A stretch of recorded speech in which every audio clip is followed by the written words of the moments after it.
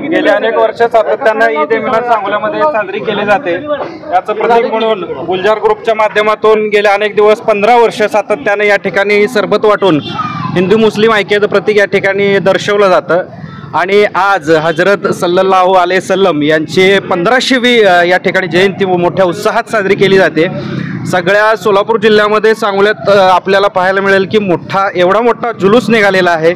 अतिशय आनंदाचं हे प्रतीक आहे आणि त्यांचे जे काही संदेश आहेत हुजूरचे ते आपण त्यांचं पालन करूया आणि त्यांच्या संदेशावर चालूया।